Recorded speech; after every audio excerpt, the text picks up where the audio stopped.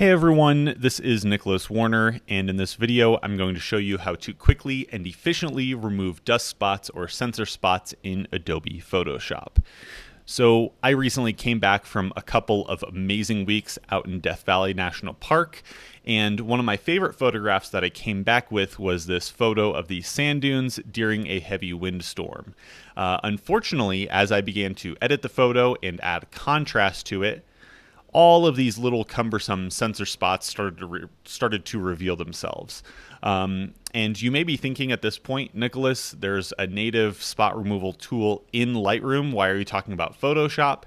And that is because the native tool in Lightroom works okay, but it's really not very good for editing many sensor spots at the same time. Let me show you here, with the dust spot removal tool.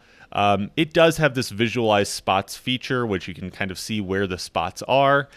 In this case, though, I think it's missing some, or it's kind of showing me areas that look like a sensor spot, but is actually just part of the cloud. And the other problem with using the Lightroom spot removal tool is that it takes up a lot of RAM. So the more little spots that I click, the more it has to analyze and the more RAM it takes, and it just becomes a very long process. And so by the time I get to 40 or 50 little sensor spots, it ends up taking between 5 and 10 seconds to analyze and figure out what to do with each one. And then very annoyingly, it's got this little overlay to show you where each sensor spot is. And it's just a little bit annoying to have to zoom in and figure out exactly if it did a good job or if it did a bad job. Do I need to redo it or remove that sensor spot? So I'm just going to go ahead and reset this, and then I'm going to take this photo from Lightroom into Adobe Photoshop so that we can do this more efficiently. So let's go up here to Photo, Edit in, and then Edit in Adobe Photoshop. So here we are in Adobe Photoshop, and the first step before I begin the spot removal process is to just duplicate the background layer. The easiest way to do that is just hit Command and J. And then now the next step is to create a new adjustment so that I can easily see the spots, more easily than the overlay that comes in Lightroom. So I'm going to go down here and create a new adjustment layer. And I'm going to choose levels in this case to add a ton of contrast to the photo so that we can very easily see all of these sensor spots. Something like that.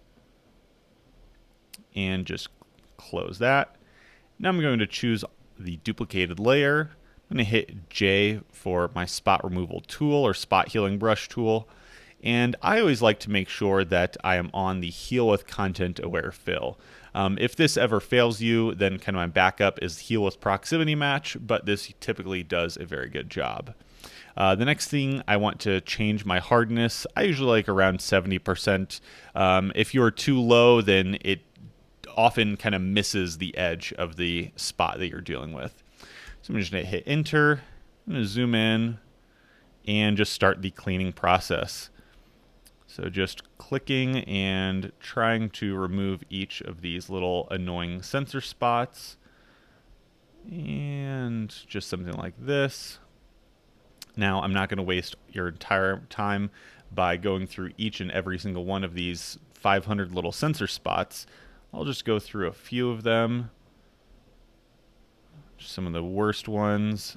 Get some of the worst offenders out here.